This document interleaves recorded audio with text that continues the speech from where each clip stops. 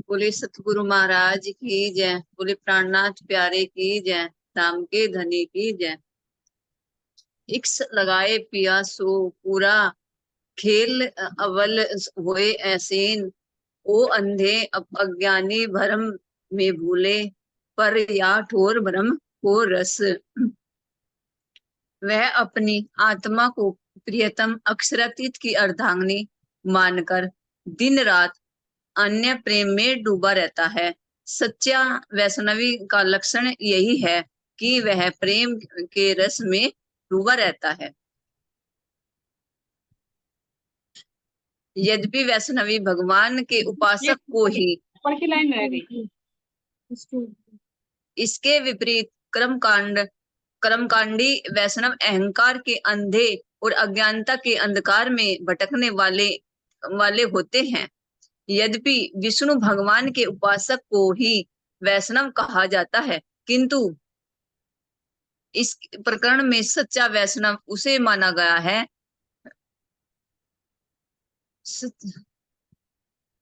गया है जो उस अनंत और सर्वव्यापक सत्य वाले अक्षरातीत ब्रह्मा को प्रियतम माने।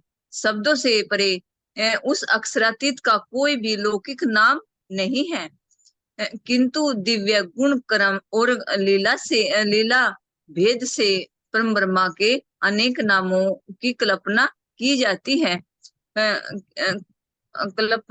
कल्याणकारी होने से उसे शिव कहा जा सकता है, किंतु वे वैष्णवी कैलाशवासी शिव नहीं है। वैकुंठवासी शिव और कैलाशवासी शिव महापुरुष मात्र हैं, और ये भी उसी परम ब्रह्मा की आराधना करते हैं। इनको मानने वाले वैष्णव और शिव ही कहा जाएगा। कहे जाएंगे।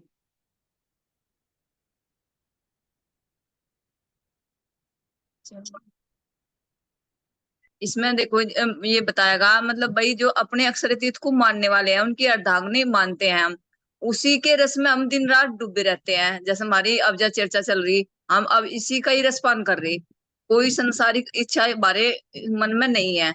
और जो मतलब इस लक्षण को ही प्रेम लक्षण मतलब लक्षण को प्रेम लक्षण को ही रस में डूबा रहता है।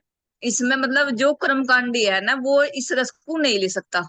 जैसा कि हम यहाँ देवी देवता को, भाई शिव जी को, इन्हें सब पूजते हैं, अपनी लौकिक इच्छा पूरी करते हैं, तो ये कर्मकांडी कहलाते हैं।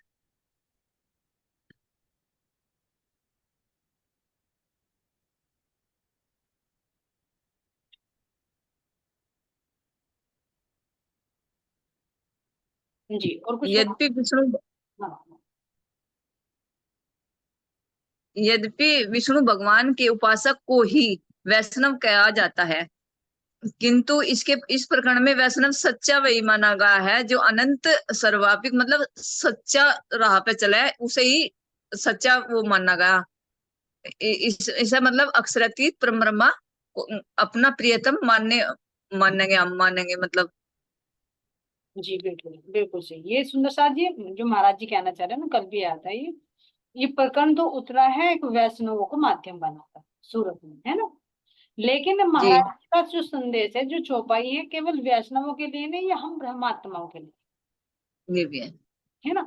इसीलिए कहा गया कि इसमें सच्चा वैष्णव एक तो हो गया बाहर का, और एक हो गया जी अंदर का। तो सच्चा वैष्णव उसको कहा गया है जो उस अनंत और सर्वव्यापक सत्ता वाले अक्षरातीत परब्रह्म को अपना प्रियतम माने, मानिए। वो है सच्चा वैष्णव।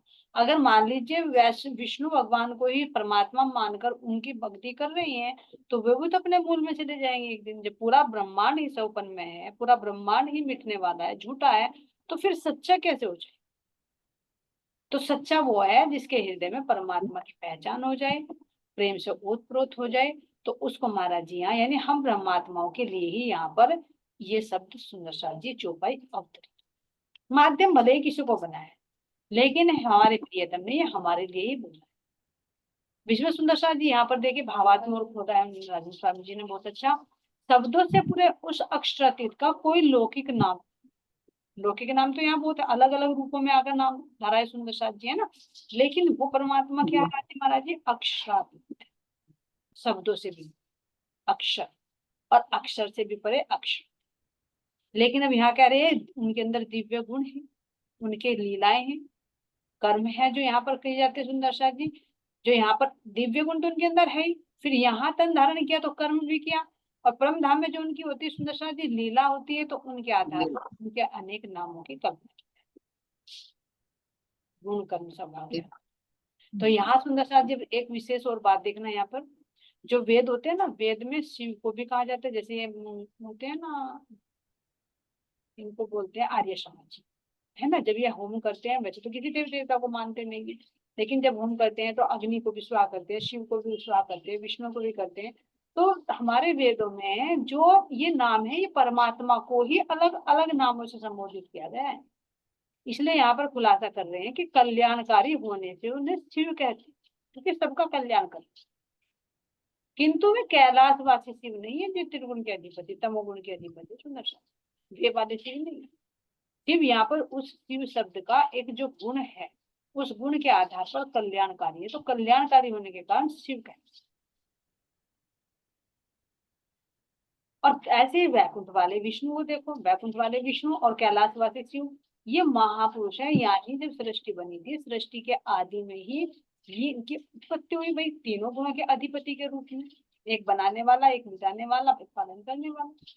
तो ये तो महापुरुष हुए हैं, और ये भी उसी परब्रह्म की आराधना करते। देखे तो सुंदर साथ जी, ये निंदा नहीं है, ये रियलिटी है जो महाराज जी बताते थे। बहुत ने आलोचना की है, देखो सूरज महाराज जी का विरोध किया है कि भाई ये तो हिंदू देवी देवताओं की निंदा करते हैं। ये निंदा नहीं, ये वास्तविकता है। लेकिन ये शब्द हमारे कब चुनते हैं, जब हम एक सीमा में बांधे रखते हैं अपने, कि भाई ये इसको गलत क्यों कह, अंदर में सत्य को समझने का साहस होना चाहिए। तो बैकुंठ में रहने वाले जो विष्णु भगवान है, अब देखिए सुंदर साथ जी वो भी ध्यान करते हैं। उनका भी प्रसंग आता है, जब लक्ष्मी जी ने पूछा था कि आप किसका ध्यान करते हो, भाई मुझे तो संसार में भेज देते हो आप देखभाल करने के लिए, आप किसका ध्यान करते हो, मैं तो सोचती हूँ कि आप ही सारे संसार के मालिक हो, लेकिन आपसे भी कोई बड़ा है जब तो आप ध्यान करते हो।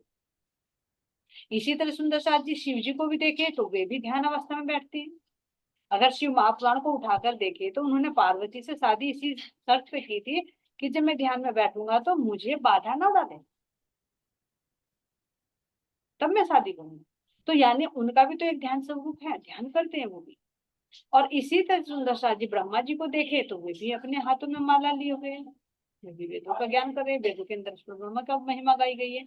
तो ये सब उसी एक परमात्मा की आराधना करते हैं।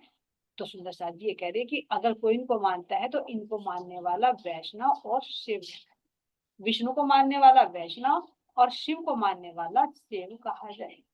और ब्रह्मा जी को तो पता ही है कि ब्रह्मा जी को तो केवल एक ही जगह मंदिर है पुष्कर में, बाकी तो उनको तो आराधना की ही नहीं जाती। वो तो सबको पता ही सुंदर साथ जी वो क्या कारण बना था सरस्वती का जो।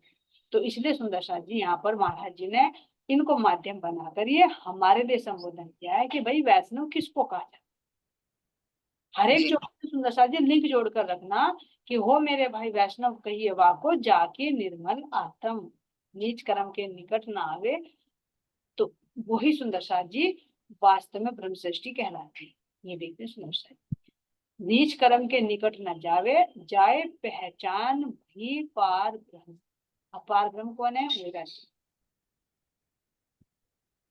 तो इसलिए ध्यान देना हर चौपाई में हम परमात्माओं के लिए संबोधन है और किसी के लिए माध्यम चाहिए। ठीक है खेल भाई जी, चलिए सुंदर साथ जी चौपाई के बाद में चलते हैं बीतक साहेब की। बहुत बहुत धन्यवाद आपका। तो अब चलिए सुंदर साथ जी बोले श्री प्राणनाथ प्यारे की जय, सतगुरु महाराज की जय, सतगुरु श्री राम जी महाराज की जय। तो सुंदर साथ जी अब यहाँ आ जाइए, वही अपने ध्यान को लेकर आइए। तो महात्मा जी बड़े प्रसन्न होते हैं कि भाई ये हमारे साथ चलना चाह रहे हैं, तो वे जवाब दे देते हैं, एक साथ खुशी से बोलते हैं। क्या बोलते हैं, हमें साथ रखने में तुमको दुख नहीं, कुछ है आराम। साधुओं ने कहा खुश होकर कि भाई तुम्हें साथ रखने में भला हमें क्या दुख हो सकता है, हमें दुख नहीं, हमें तो और आराम मिलेगा, हमें तो सुख। है ना।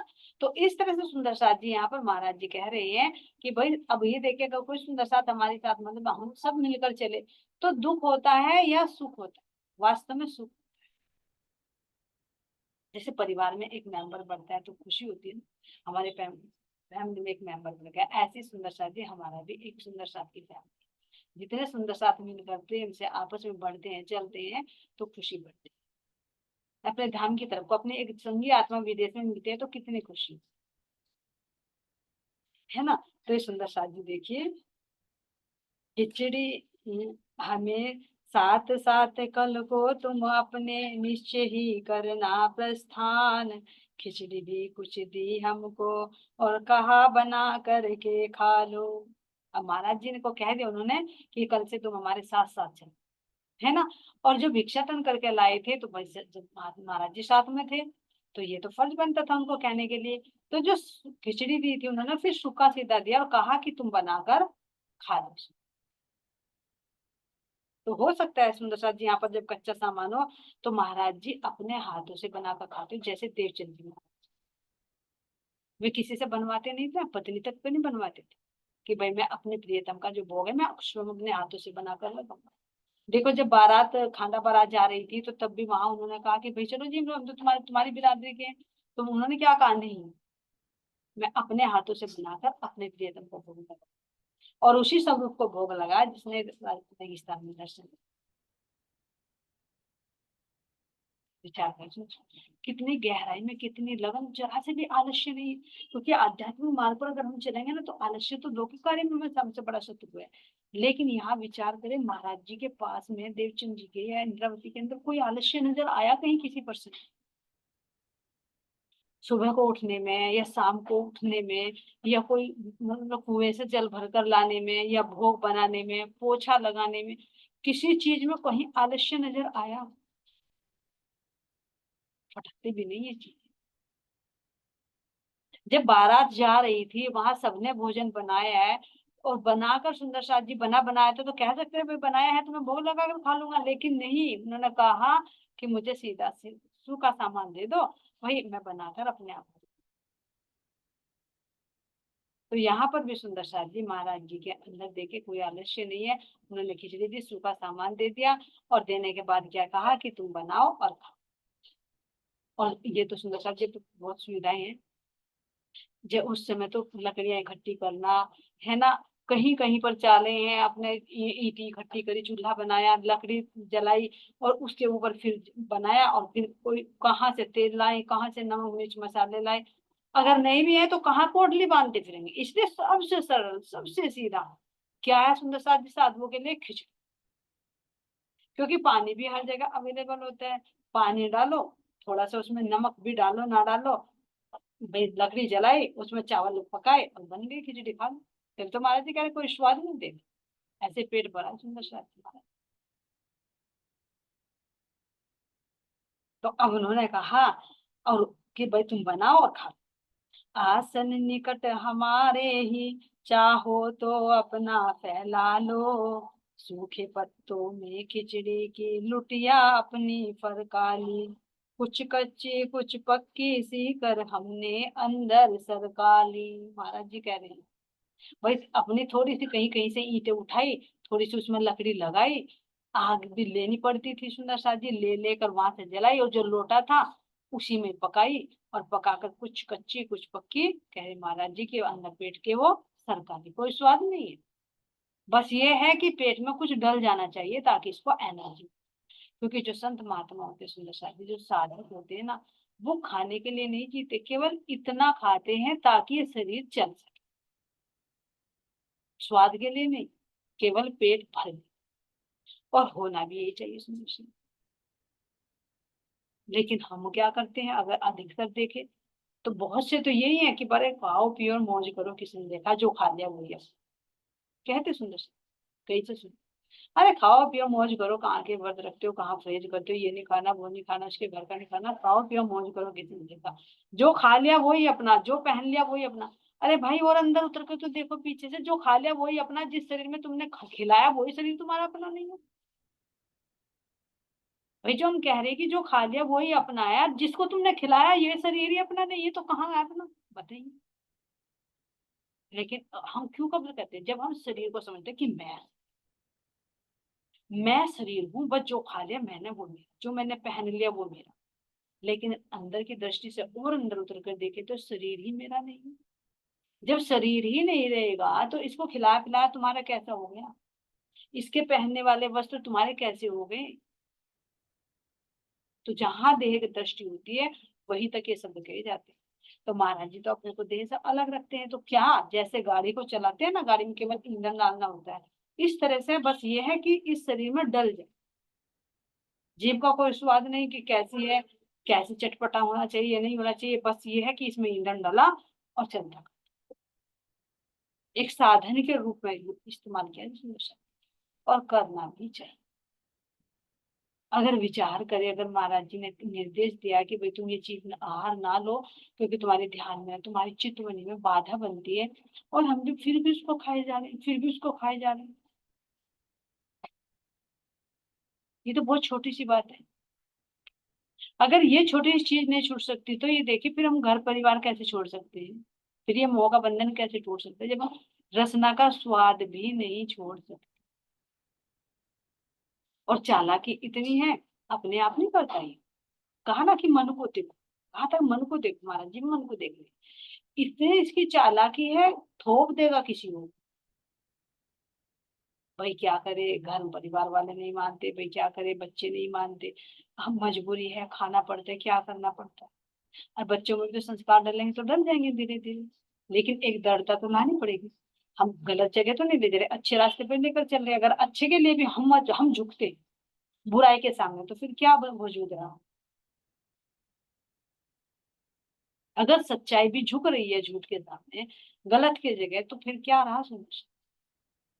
तो विचार करें, तो एक छोटा सा एग्जाम्पल, अगर बाहर की चीज नहीं छोड़ सकते, अपनी रचना का हम स्वाद नहीं छोड़ सकते, तो चित्त के अंदर जो संस्कार पड़े हुए हैं, जो मोह के बंधन लगे हुए हैं, इन बंधनों को ये जीव कैसे छोड़ेगा, और नहीं छोड़ेगा तो फिर इसी भव बंधन में बंधकर दोबारा जरूर आएगा। इसलिए महाराज जी कह रहे हैं, कुछ भी कर लो, कुछ भी सुन लो, कुछ नहीं होने वाला है। जब तक रहने नहीं, रहने ही यही ताला, यही कुंजी। कितनी बार पढ़ ले, कितनी कुछ कर ले, लेकिन जब तक रहने नहीं होगी, कहनी तो लग रही चाह, रहनी कुछ ना। तो छोटा सा महाराज जी जब कह रहे कि शरीर का भी तुम नहीं छोड़ सकते, तो फिर घर बार कैसे छोड़ दोगे? महाराज जी ने तो घर बार तक छोड़ दिया, पत्नी बच्चे तक छोड़ दिए। तो हम घर में रहते रहते छोड़ना, सुंदर साथ जी महाराज जी ने कह रहे कि तुम भी लोटा उठाओ, कपड़े छोड़कर भाग लो तुम सब, घर में रहिए और अंतर में कीजिए। लेकिन हम घर में रहते रहते भी, सुंदर साथ जी अगर अपनी स्थिति देखें तो हम कितने डूबे, नहीं छोड़ पा रहे। और हम तो नहीं छोड़ पा रहे। सही हंसी तो तब आती है जब हम दूसरों को भी सलाह देते। क्या देते कुछ पर्सन, अरे नहीं भाई कोई बात नहीं, रिश्ते हैं, नाते हैं, परिवार है, ये भी तो निभाने हैं, इनका भी तो करना है। कोई बात नहीं, एक दिन की चर्चा छूट गई, ध्यान चितवनी छूट गई, भाई शरीर है, रिश्ते नाते ये भी तो निभाने हैं ना, तो जब रह रहे तो निभाने नहीं है। तो अब अगर प्रश्न उठाए तो क्या महाराज जी के परिवार नहीं था? उनके तो छोटी सी 1 साल की बच्ची थी, उनके भी तो पत्नी थी, उनके तो घर में कोई कमाने वाला नहीं था। उन्होंने भी कहा भाई परिवार भी तो चलाना है, कोई बात नहीं, परमात्मा को भी पालेंगे, पहले तो अपनी गृहस्थी। क्यों? क्योंकि उनके अंदर लगन थी। क्या महाराज ठाकुर के परिवार नहीं था? उच्च कुल के थे, क्षत्रिय थे, उनकी भी पत्नी थी, उनका भी परिवार था, और भाई भाव भी थे, पूरा परिवार था। देवचंद जी को ले तो देवचंद जी तो अकेले थे अपने माता पिता। उन्होंने भी कहा है कि भाई हमें चलो भाई अपना ये भी तो फर्ज निभाना है, अरे परमात्मा को भी कर लेंगे, लेकिन माता पिता को क्यों छोड़ कर जाऊं? अरे भाई मेरी पत्नी लीलबाई भी तो है, पहले इसका भी तो करूं। मेरा बिहारी जी जमुना जी तो एक बेटा एक बेटी भी तो है, पहले इनका करूँ ना भाई, होता रहेगा, मैं क्यों चर्चा करूं बैठकर? मुझे अपने बच्चों का पालन पोषण करना चाहिए ना, पहले भाई इनका भी तो करना है। कहीं सुना है क्या महाराज जी के मुख से? किसी भी परमहंस के मुख से सुना है क्या? और इतने भी तक सुनने के बाद भी अगर हम दूसरे को मोटिवेट ना करके डिमोटिवेट करें और उसको कहे अरे भाई कोई बात नहीं, सुन लेंगे, चर्चा भी कर लेंगे, सत्संग भी, पहले इनका भी तो देखना है। तो प्रायोरिटी किसे दे रहे हैं हम? पहले परिवार को, पहले रिश्ते नातों को दे रहे हैं। और जब तक हम प्रायोरिटी संसार वालों को दे रहे तो महाराज जी तो पीछे खड़े। महाराज जी भी देख रहे हैं, कोई बात नहीं, तेरी इच्छा है तो कर, मैं तो खड़ा तेरे इंतजार कर रहा हूँ, पहले तेरी इच्छा पूरी करूँ, तू कर। जो वादा करके आई थी कि मैं तुझे नहीं भूलूंगा, भूलूंगी, अब भूल रही है तो कर ले, कोई बात नहीं, मैं आराम से निमिट ना छोड़े नजर से। मैं तो एक पल के लिए भी नहीं छोड़ रहा तुझे, तेरे पे नजर गाड़े हुआ हूँ, बस इस इंतजार में हूँ कब तू उधर से नजर हटाकर मेरी तरफ देखे। कौन सा वो दिन आए कि पहले प्रायोरिटी तू मुझे दे, कि मेरे धनी पहले तू है, बाद में। और जिन्होंने दीना सुंदर साथ जी वास्तव में धनी को पा गए। बिहारी जी थे, जमुना जी थी, जमुनाबाई जी, खड़ा कर दिया था ना गांधी जी भाई की को, उनकी पत्नी तक घर भिजवा दी कि तू करेगा इनका पालन पोषण, तू बैठ के चर्चा कर। तो क्या उनका नहीं पालन पोषण? तो सुंदर साथ जी हम देखे जो हमारे चित्त, गलती नहीं है, जो हमारे चित्त में है ना, हम वही दूसरों को देते हैं। तो हम अपने शब्दों से अपने अंदर झांके कि वो शब्द निकलकर कहाँ से आया है, कहीं बाहर से नहीं आया, वो मेरे अंदर से, यानी वो मेरी वृत्ति, मेरा विचार, और वो ही विचार मैं दूसरों को देना चाह रही हूँ। उस पर मैं ये भी विचार नहीं करती कि इन शब्दों का प्रभाव क्या पड़ेगा। अरे चलो मेरे अंदर है तो कोई बात नहीं, दूसरों को तो ना मैं उसमें डालू, जो आगे बढ़ रहा है उसको तो मैं पीछे ना पकड़ कर खींचू। एक तो माया ही नहीं छोड़ती, ऊपर से हमारा ये मन नहीं छूटता, और ऊपर से अगर संगी आत्मा ही, संगी साथी कहने लगे अरे कोई बात नहीं, तो क्या कर रहे हैं? कितना फिर कितना हौसला बढ़ेगा। तो हम अपने सुंदर साथ जी एक एक शब्द को समझकर तब दूसरे सुंदर साथी पे, भले एक बार ऐसा तो हो सकता है कि मैं डूब रही हूँ लेकिन दूसरों को सहारा दे दूं, अरे बढ़ ऊपर, बढ़ ना ऊपर, तो कम से कम मैं नहीं उठ पा रही, दूसरा तो उठेगा ना। लेकिन हम क्या करते हैं, अरे मैं तो डूब रही, मैं तो डूबूंगी सनम, लेकिन तुम्हें भी लेकर डूबूंगी, अरे मैं तो डूब रही, तू कहाँ जा, तू यहीं आ जा। तो ऐसा नहीं होना चाहिए। चाहे अपने आप हो ना हो, लेकिन दूसरों को तो मोटिवेट कर दे, शायद हमारे शब्दों से दूसरों का भला हो जाए। ये शब्द सुंदर साथ जी देखे, एक एक शब्द हमारा धनी के पास जा रहा है, धनी सुन रही है, एक एक शब्दों का न्याय होना है कि मैंने किस आत्मा को क्या क्या कहा था। उन शब्दों से तुम ऊपर उठे हो या तुम नहीं। तो यहाँ सुंदर साथ जी आते हैं, महाराज जी कह रहे हैं कि देखो मैंने कैसे, कुछ कच्ची कुछ पक्की, क्योंकि पूरा प्रेशर कुकर तो नहीं है कि उसमें भाई सीटी आ गई पूरा पक जाएगा। लोटा है, ईंट बनाई, ईंटों के नीचे पत्ते, सूखे पत्ते जलाए, कितनी आंच बनेगी। बस ऐसा हुआ होगा कि वे गल गुल जाते होंगे थोड़े बहुत, कुछ कच्चे कुछ पक्के मिक्स हुए नहीं हुए, और बस महाराज जी कह रहे कि रस बिना स्वाद के ही अंदर सट गए। ऐसे दिन गुजारे हैं किसके लिए? परमात्मा को पाने के। और अगर हम हंसी आते सुंदर, अगर हमारी जीभ को प्याज का लहसुन का स्वाद है ना, तो राज्य को तो ऐसे कह देंगे, सही पूछे तो वो होती है चीनी, बहुत से तो चीनी के दाने रख देंगे, राज्य को खिला देंगे तुम चीनी से खा लो और हम लहसुन प्याज के स्वाद। अरे कोई सोचो तो, अगर तुम किसी के यहाँ पर जाओ और तुम ना खाते हो कोई चीज, और उन्होंने बना रखी हो, है ना, मान लीजिए मैंने बहुत अच्छे चटपटी पकौड़े बना रखे हैं प्याज व्याज डालकर अच्छी तरह से, अब तुम आए तुम नहीं खाते, तो तुम्हें क्या कहते, भाई ठीक है 2 रोटी बना रखी है ना, तुम चीनी से खा लो और हम तो खाते। ऐसा हम मेहमान के साथ भी नहीं करते। वो नहीं खाता तो उसके लिए दूसरी चीज बना, लेकिन हम क्या करते हैं, थोड़े से चीनी के दाने रख देंगे, उसमें दूध रख देंगे और राज्य को बहकाते, राज्य आप खा लो, और हम अच्छे स्वादिष्ट व्यंजन। और देवचंद हम इसके विपरीत है, देवचंद जी क्या करते थे, अच्छी अच्छी चीज डिब्बों में अलग भोग के लिए रख लेते थे और अपने लिए सादा। देखे तो सही हम भी तक से कितना कुछ सीखा।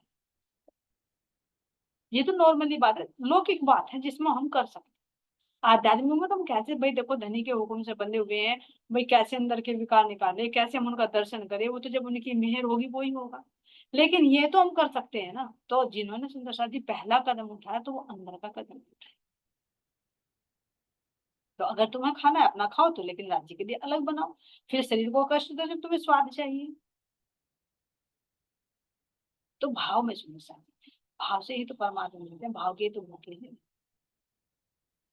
तो ये छोटी छोटी बातों में क्या होता है, हम धनी को अपनी प्रायोरिटी देना प्रारंभ कर देते हैं। अंदर में उनका एक भाव आ जाता है कि मेरे राज्य है, सर्वप्रथम मेरे राज्य। और छोटी छोटी सी मन को देखे ना, मन बहुत खेल खिलाते हैं। देखे आया था सुंदर सा जी, रोज करना, कोई ये नहीं कि एक ही दिन कहा मीटिंग में तो आज देखना, तो मन को एक ही दिन देखना। महाराज जी पल पल में देख रहे मन को, और हमें भी देख कि हमारा मन कैसे काम करता है। हंसी आती। कैसे मन का खेल है। मन को पता चला, देखो मैं बताऊं, मन को पता चला, मेरे मुख से शब्द निकल गया कहने, लेकिन फिर भी जो आ रहा है राज्य बुधवार तो बोलेंगे है ना, कि भाई आज तो अमावस्या है। तो पता है सभी लोग, और भाई लोग क्या करते पहले से ही बचपन में कि भाई अमावस्या में तो खीर बनती है। अब मन क्या चालबाजी करेगा, अरे आज तो खीर बना। अब भाव किसका है, ध्यान देना सुंदर साथ जी, भाव किसका आया, राज्य को बनाकर भोग लगाएंगे। लेकिन राज्य के लिए और दिन क्यों नहीं बना, अमावस के दिन ही क्यों बना, क्योंकि चित्त में वो चीज पड़ी है ना। शब्द किसी और से सुने, आज अमावस्या है, मन में आया अरे देवी देवता को पितरों की खीर बनती है, तो चल मैं खीर बना। भाव, अब वो तो नहीं मुझे पता भाई, बनाने वालों को पता वो तो किस भाव से बनाया, वो राज्य के लिए बनाया या किसी अपने देवता पितरों के लिए बना, वो नहीं मुझे पता। लेकिन शब्द सुनकर जो खीर बनी, वो खीर राज्य को भोग लगा। लेकिन उसके पीछे देखो मन ने कहा से इंस्पिरेशन दी, क्यों बनाई, कहा ना उसकी तलहटी तक जाओ। भाई तूने आज मावस शब्द सुन के खीर क्यों बनाई, कल क्यों नहीं बनाई, परसों क्यों नहीं बनाई, आज ही क्यों बनी, और पहले से प्लानिंग क्यों नहीं हुई थी, वो अमावस्या का शब्द कान में पड़ा तभी क्यों बनी। तो अब जब तुम कह रहे अपने मन, मन देता है ये, मन को देखना है। मन तो कहेगा अरे नहीं मैं तो राज्य के लिए बनाई, देवताओं के लिए थोड़ी बनाई। लेकिन उसके और पीछे उतर कर देखे, क्यों बनाई भाई, वो बीज कहाँ से आया था। क्योंकि ये पता कि मावस में भाई खीर बनती है, देवता पितरों के घर में बनाते तो खुश रहते हैं, उनके लिए निकाल के गाय को भिजवा देंगे और अपने महाराज जी को भोग लगा देंगे। तो महाराज जी कह रहे अंदर तो उतर कर देखिए, मेरे लिए बनाई है अपने देवता पितरों के लिए, मुझे तो भगा रही है तू। अंदर में उतर कर देखे, महाराज जी कह रहे कि इस मन को देखे, कितनी चालबाजी करके धोखा देते तुम। कह देगा मैंने तो राज्य के लिए बनाई, लेकिन ये तो पूछे कम्मा का मन नहीं तो बता तेरे अंदर आया कहाँ से, कहाँ से पकड़ा तूने बीज। खीर ही क्यों बनी, कुछ और क्यों नहीं बना आज, पकौड़ी बना देती, कुछ और बना देती, कुछ तो बनाती, हलवा बना देती, खीर ही क्यों बनी है। तो ये मन से पूछे ना, तो मन का जो संस्कार ना, उस संस्कार को लेकर भले ही उसने कन्वर्ट कर दिया, लेकिन बीज उसके अंदर वही पड़ा हुआ है। ये मन खेल खिलाता है। अगर इसको मन को देखने लगे ना, तो 1 मिनट की भी फुर्सत नहीं होगी, इस तरह से खेल खेल करता किसी और के लिए, दिखाता किसी और को है। जैसे यहाँ कहेगा मीठी मीठी बातें बोलेगा, तू तो मेरा दोस्त है यार, तेरे बिना तो मैं रह नहीं पाता, और बीच में सोचेगा कब इसके पेट में छुरा घोपू। तो ये मन, मन ही काला मन ही नीला मन ही सफेद, देखे सुंदर शादी पल पल में ये कैसे खेल खेल। ये तो एक उदाहरण है, ऐसे हमारा मन बहुत करते हैं। सोचा आज रात को मन को देखेंगे, तो पूरी रात मन ने ऐसे नाच नचाए, ऐसे नाच नचाए, मैंने कहा महाराज जी ने कहा कि देख इसे देखते देखते पूरी रात निकल गई। कितना कितने फैल खिलाते हैं सुंदर सा जी, बताते हुए भी शर्म आती है अगर इसकी बताए ना। इतने कुकर्म है, इतने नीच कर्म है, महाराज जी ने कहा तो कुकर्म कर जाता है, बताने लायक भी नहीं, जैसे जैसे मन करता है। लेकिन इसको देखे हर पल देखे, और जब देखने लगेंगे ना, तो ये चोर है ना, ये धीरे धीरे कांपने लगेगा, सब पता चलेगा, अरे तेरी चोरी तो कोई पकड़ी जाने लगी, तू करते हुए शर्माने लगेगा धीरे धीरे। अरे अभी ये बेफिक्र होकर कदा कह रहा कि देखने वाला तो तुझे कर है ही नहीं, करता जा तू कुकर्म पर कुकर्म, देखने वाला तो है नहीं। लेकिन जिस दिन इसे मन को पता चलेगा तुझे देखने वाली आत्मा बैठी है, तो ये करता हुआ डरेगा, और धीरे धीरे धीरे धीरे ये सुधरना है। और यही जागने की यात्रा है सुंदर सा विचार, यही स्टेप उठाना है। आगे चले सुंदर साथ जी, साधु बने स्वाद फिर कैसा, जैसा मिला प्रणाम किया। जैसा समय जगह जैसी हो, उसी में आराम किया। साधु बने स्वाद फिर कैसा। महाराज जी कह रहे कि जब मैं साधु बन गया, साधु का मतलब सुंदर साथ जी जो अपने आप को साध रहा। ये नहीं कि केवल महाराज जी साधु बन रहे हैं कि भाई उन्होंने लंगोटी धारण कर ली, कमंडल हाथ में ले लिया है ना, और हाथ में डंडी ले ली और घर छोड़कर निकल गए, वे ही साधु नहीं है। महाराज जी कह रहे हैं कि जो अपनी आत्मिक यात्रा पर निकलता है, अपने आप को साधता है, वो हर कोई साधु। जो साधना पर, जो अपने आत्मा की जागृति की ओर वो अग्रसर है, उसमें हम भी सुंदर से, बाहर के वेश से साधु नहीं, अंदर के वेश से। तो कह रही है जब साधु बने तो फिर स्वाद कैसे। अगर हम अपनी इंद्रियों को साध रहे हैं तो फिर स्वाद के पीछे क्यों भागे। हर एक इंद्रिय का अपना अपना स्वाद। तो फिर या तो हम भोगी हैं या फिर योगी हैं, एक ही चीज बन सकती है। तो कह रहे जैसा मिला वैसा, भाई जैसी चीज सामने है धनी की मेरे से, ऐसा ही शुक्राना करके उसको सहर्ष स्वीकार। जैसा समय जगह जैसी हो, जैसा समय हो जैसी जगह हो उसी में ही आराम, यानी जैसी व्यवस्था मिली उसी में ही अपने आप को धनी के रंग में रंगे, जैसे भी जहां भी जिस स्थिति में अपने धनी को याद। टुकड़ा कभी कभी पूरी है, कभी कभी उसकी भी टाल। साधु उसी को कहते हैं हर हालत में जो खुशहाल। तो महाराज जी बता रहे कि कभी तो टुकड़ा मिल गया है ना, कभी पूरी मिल गई, कहीं कहीं से पूरी रोटी मिल गई, और कभी तो कुछ भी नहीं मिला। ये देखो कितने कष्ट होते सुंदर साथ जी यात्रा में, ऐसे नहीं घर छोड़कर निकला जाता, बहुत कष्ट होता।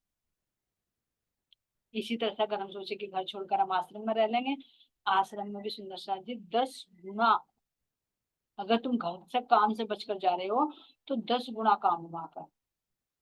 अगर तुम घर के लड़ाई झगड़े से बचकर जा रहे हो तो बाहर 1000 गुना लड़ाई झगड़ा है।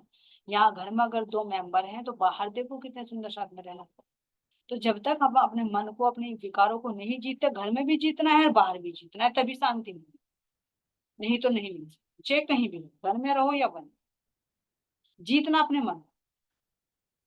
तो कम लड़ाई होगी, कम कम के साथ युद्ध हो, मान ले एक परिवार में 1-2 मेंबर है उनके साथ युद्ध कर रहे तो जीतना सरल है। लेकिन जहां हजारों के साथ में युद्ध करना पड़ जाए, कैसे जीत पाएंगे। तो ये भी सुंदर साथ जी, अगर धनी ने गृहस्थी दी है तो ये भी हमारी कुछ व्यवस्था को देखकर धनी ने दी। हमारे जीव के वो संस्कार होंगे, वो भीड़ भाड़ को नहीं स्वीकार करता रहेगा, कुत्ते की तरह भौंकता रहता होगा, लड़ाई झगड़ा करता रहता होगा, तो महाराज जी ने कहा ना अकेले में डाल दे, गृहस्थी के बंधन में बांध दे, कम से कम यहाँ 1-2 से लड़ती रहेगी, लेकिन वहां हजारों से लड़ेगी। तो जो भी किया ना धनी ने, हमारी व्यवस्था को देखते हुए जो भी किया धनी ने सही ही किया, चाहे हम गृहस्थी में हो और चाहे हम व्यक्ति हो, जैसी हमारी कंडीशन है धनी ने उसी माफक हमें वो व्यवस्था करके दे रखी है।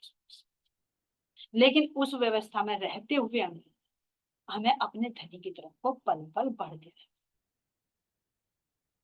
तो यहाँ देखे सुंदर शाह जी कह रहे हैं कि साधु उसी को कहते हैं हर हालत में जो हो खुशहाल। तो हम हर हालत में खुशहाल हैं, या फिर छोटी छोटी बातों पर हमारे लड़ाई झगड़े हैं, या धनी को दोष देना है, हे धनी उसका तो इतना है मेरा तो इतना नहीं है, उसके तो बच्चे ऐसे हैं, मेरे बच्चे तो पढ़ाई में कमजोर हैं, उसके लड़के की तो नौकरी लग गई मेरे की तो नौकरी नहीं लगी।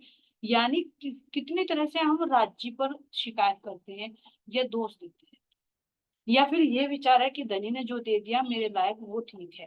तो जैसे रहे जिस हाल में रहे वो उस हाल में खुशहाल रहे, तो वो सुंदर साथ ये साधु के लक्षण। हमें देखना साधु को, ये फिर कह रही साधु अलग नहीं, अपने अंदर फिर उतर के देखेंगे सुंदर साथ आज कि जो महाराज जी साधु की डेफिनेशन कह रहे हैं कि साधु किसे कह रहे हैं, उनके लक्षण क्या क्या हैं, तो मेरे अंदर कितने मुझे नजर आ रहे,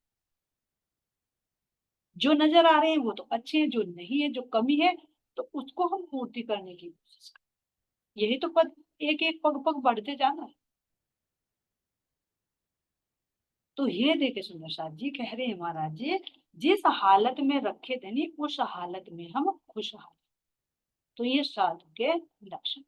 चाहे वो गृहस्थी में हो, चाहे वो विरक्त। साधु साधक को कहते हैं, साधन होता लक्ष्य प्रधान। साधन है परहेज निभाना, यही नियम और संयम। कह रहे सुंदर साथ जी, साधु साधक को कहते हैं। आ गया चलो, साधु किसको कहते हैं? साधक, जो अपने आप को साध रहा हो, अपने आप को परिपक्व बना रहा हो, अपने अंदर अपने को उस सांचे में ढाल रहा हो कि मैं वो एक आकार बन जाऊं जिस पर मेरे धनी विराजमान हो जाएं। उसको साधक है। और साधन होता लक्ष्य प्रधान। जो लक्ष्य है वो प्रधान होता है। लक्ष्य क्या है हमारा? अपने धनी का दी, अपने धनी की बातें करना, अपने हृदय में धनी को विराजमान, उनसे मीठी मीठी बातें करना। तो उस करने के लिए उस तक तो पहुंचना पड़ेगा, और उस तक पहुंचने के लिए कुछ ना कुछ एबिलिटी चाहिए बीच में। तो उसके लिए कह रहे महाराज जी, साधन है फरेज निभा। फरेज कहते हैं ना, इलाज से बड़ा फरेज होता है। और फरेज हम ना सोच रहे हैं बीमारी भी कट जाए, है ना, सोच रहे हैं धनी भी मिल जाए और ये बीमारी भी कट जाए, लेकिन फरेज ना करें। दवाई भी खा रहे हैं, दवाई कौन सी? हम अपनी वाणी को भी श्रवण कर रही हैं, ध्यान भी कर रहे हैं, चितवनी भी कर रहे हैं, और लक्ष्य भी ये है कि मुझे परमात्मा मिल जाए। और बीच का जो लिंक है परहेज, उसमें नहीं। तो कितनी मेडिसिन खाते रहो, बीमारी कटती नहीं। ध्यान दें। कितनी महंगी से महंगी दवाई ले लो, लेकिन जब तक परहेज नहीं करेंगे तब तक वो बीमारी नहीं कटेगी, वो जम्स अंदर रहेंगे प्रकार, क्योंकि उनको पोषण मिल रहा है। तो इसी तरह से सुंदर साथ जी, ये जो आवागमन की जो विकारों की बीमारी है, जब तक नहीं कटेगी, जब तक हम परहेज नहीं करेंगे। दवाई तो हम ले रही हैं वाणी के, लक्ष्य भी है हमारा परमात्मा को, लेकिन बीच में जो परहेज है ना, जो साधन है, वो नहीं। इस पर ध्यान दें। राज्य महाराज जी से विनती है, धनी जो हमारे अंदर के आप विकार दिखा रहे हो, जो हमें रास्ता बता रहे हो, बस इतना विवेक, इतनी दृष्टि और देखिए, हम इनको देख कर इनको हम फॉलो कर सकते। ये आपकी ही मेहर से संभव हो सकते हैं धनी। बता आप रहे हो, लेकिन करने का बल भी आप दोगे। हमारी यही विनती धनी, हम दोनों हाथ खड़े करके आपके चरणों में नतमस्तक होकर कहते, सब आत्माओं को बल देखिए, जो माया दिखा रही है, ये जो फरेज बता रही है, उनको करने का बल भी हमें, तभी सुंदर साध्य में इतने धनी को प्राप्त हो सकते। तो कह रहे साधन है फरेज निभाना, यही नियम और यही नियम है और यही हमारा सही है, अपने आप पर निर्भर।